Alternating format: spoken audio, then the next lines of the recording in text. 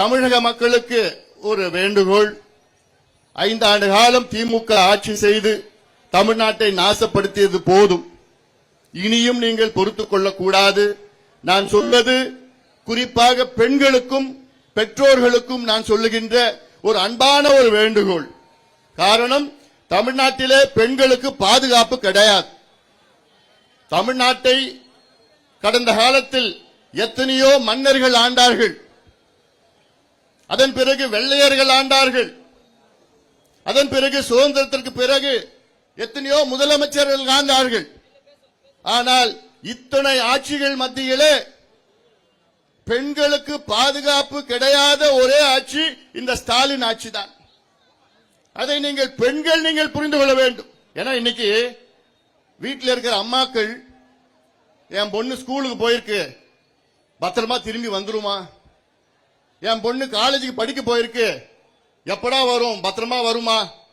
என் பொண்ணு வேலைக்கு போயிருக்கு, அது பத்திரமா திரும்பி வந்துருமா, எப்ப வரும்னு தினம் தமிழ்நாட்டில் தாய்மார்கள் வீட்டில் காத்துட்டு இருக்கிறாங்க. மடியில நெருப்பு வச்சு காத்துட்டு இருக்கிறாங்க. காரணம், இந்த தகுதி இல்லாத திறமை இல்லாத ஸ்டாலின் அவர்களுடைய ஆட்சி இங்கே நடந்து கொண்டிருக்கிறது. இது நான் ஏதோ சொல்லணும், தேர்தலுக்காக ஓட்டுக்காக நான் சொல்லணும்னு சொல்லல. எல்லாமே தரவுகள், டேட்டா வச்சுதான் நான் சொல்றேன். அதாவது ஒரு வீட்டில் ஒரு குடும்ப தலைவன் இருக்கிறான், பெரிய பணக்காரன், பெரிய பங்களா வச்சிருக்கிறான், கார் வச்சிருக்கிறான், வீடு வச்சிருக்கிறான், ஃபேக்டரி வச்சிருக்கிறான், எல்லாம் வச்சிருக்கிறான். ஆனா அவன் வீட்டு பெண்களுக்கு அவனால பாதுகாப்பு கொடுக்க முடியலன்னா அவன் வீட்டு தலைவனே கிடையாது, அவன் மனுஷனே கிடையாது. அதே போன்றுதான் தமிழ்நாட்டில் ஒரு முதலமைச்சர் இருக்கிறாரு. அந்த முதலமைச்சரால் தமிழ்நாட்டில் இருக்கின்ற பெண்களுக்கு பாதுகாப்பு கொடுக்க முடியலன்னா நீ எல்லாம் ஒரு முதலமைச்சரா? நீங்க உங்களுக்கு முதலமைச்சரா இருக்க என்ன தகுதி இருக்கு? எங்க பெண்களுக்கு உங்களால பாதுகாப்பு கொடுக்க முடியலன்னா எதுக்கு இந்த பதவி உங்களுக்கு?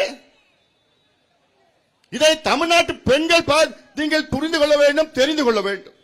இந்த நிலை இதுவரைக்கும் எவ்வளவு ஆட்சிகள் பார்த்தோம். ஆனா இப்படி பெண்களுக்கு பாதுகாப்பு இல்லாத ஒரு ஆட்சி இது நாங்க பார்த்ததே கிடையாதுமா. உணர்வுபூர்வமா நான் சொல்றேன். 3 மகள்களை பெற்ற ஒரு தந்தையா நான் சொல்றேன். தயவு செய்து தமிழக மக்களை, தயவு செய்து திமுகவுக்கு மீண்டும் வாக்களிக்காதீர்கள். போதும். அவர்கள் முதலமைச்சருக்கு என்ன தமிழ்நாட்டில் நடக்குதுன்னு கூட தெரியல. ஒரு நாளைக்கு தமிழ்நாட்டில் 5 கொலைகள் நடக்குது. ஒரு நாளைக்கு. இந்த 5 ஆண்டு காலத்தில் தமிழ்நாட்டில் 7832 கொலைகள் நடந்திருக்கு. சராசரியா ஒரு நாளைக்கு 4.7 கொலை, 5 கொலை ஒரு நாளைக்கு கொலை. அவ்வளவு கொலையில எத்தனை பெண்கள் தினமா கொலை செய்யப்பட்டிருக்கிறாங்க? 1973 கொலைகள் பெண்கள் கொலை செய்யப்பட்டிருக்கிறாங்க. அவங்க என்ன பண்றாங்க? குழந்தைகள் 361 குழந்தைகள் கொலை செய்யப்பட்டிருக்கிறாங்க. இந்த குழந்தைகள் என்ன பண்ணி இருக்குது? பிஞ்சு குழந்தைகள் 361 குழந்தைகள் 5 ஆண்டு காலத்தில் ஸ்டாலின் அவர்கள் ஆட்சியில் கொலை செய்யப்பட்டிருக்கின்றார்கள். அந்த 361ல 38 குழந்தைகள் பாலியல் வன்கொடுமை செய்து கொலை செய்யப்பட்டிருக்கின்றார்கள். பாலியல் வன்கொடுமை என்னன்னு தெரியுமாமா? ரேப் பண்ணிட்டான். யார? பிஞ்சு குழந்தைய. பிஞ்சு குழந்தைய பாலியல் வன்கொடுமை ரேப் பண்ணி கொலை பண்ணிருக்கிற கொடூரம் தமிழ்நாட்டில் நம்ம பார்த்துட்டு இருக்கிறோம். அதனால நான் சொல்றேன், தமிழ்நாட்டோட பெண்களே இன்னும் நீங்க பொறுக்காதீங்க, பொறுமையா இருக்காதீங்க. இவர்கள் தகுதியற்றவர்கள், ஆட்சி செய்வதற்கு தகுதியற்றவர்கள். அதே போன்று பெண்களுக்கு எதிரான குற்றங்கள் இந்த 5 ஆண்டு காலத்தில் 44,000 குற்றங்கள் பெண்களுக்கு எதிரான குற்றங்கள்.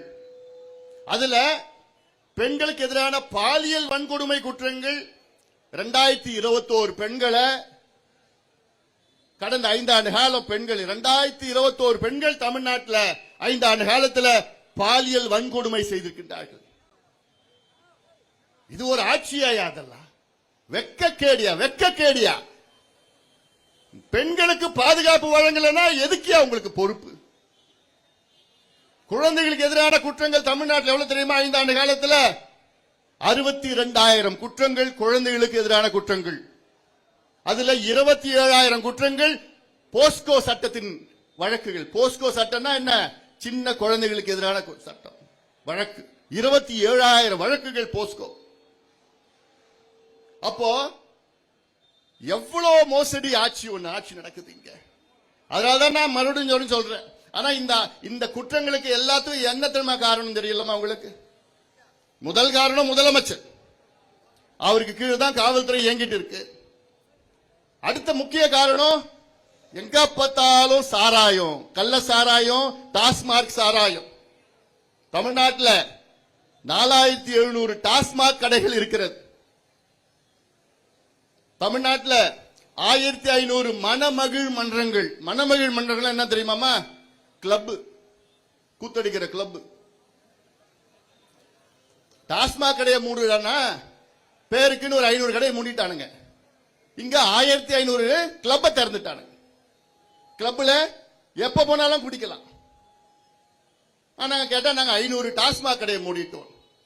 25,000 சந்து கடைகள் இருக்கிறது. சந்து கடைலாம் தெரியலமா?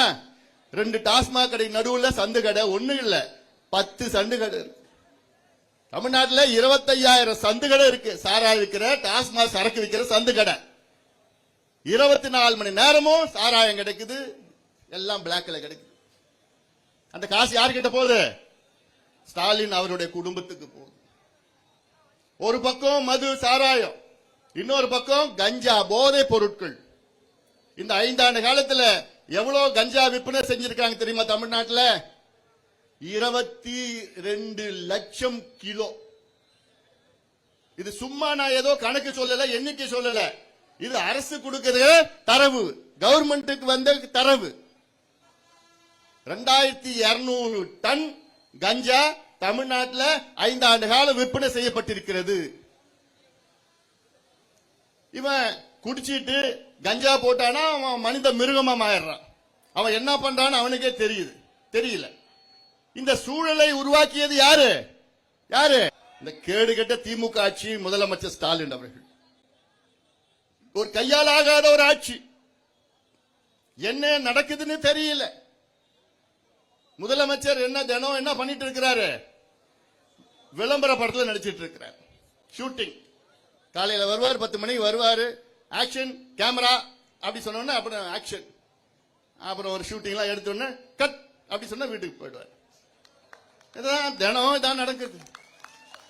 தமிழ்நாடு ஒளிர்கிறது, தமிழ்நாடு மிளிர்கிறது. எங்கேயா ஒளிர்கிறது, எங்கேயா மிளிர்கிறது? தமிழ்நாடு ஒழிஞ்சிட்டு இருக்குது உங்க ஆட்சியில. எங்க பார்த்தாலும் கொள்ளையோ அடிச்சுட்டு நாசப்படுத்தி. நிர்வாகம்னா என்னன்னு தெரியல. முதலமைச்சர் சுத்தி 4 வியாபாரிகள் இருக்கிறாங்க. அமைச்சர் பேர்ல 4 வியாபாரிகள். அவங்க தான் அமைச்சர் சொல்லிக்கிறது. Collection, commission, corruption. இதை தவிர வேற எந்த கர்மாவும் தெரியாது உங்களுக்கு. கொள்ளடிச்சு நடிச்சிட்டு இருக்கிறாங்க. தேர்தல் வந்ததுன்னா காசு கொடுத்தா ஓட்டு போட்டு விடுவாங்கன்னு.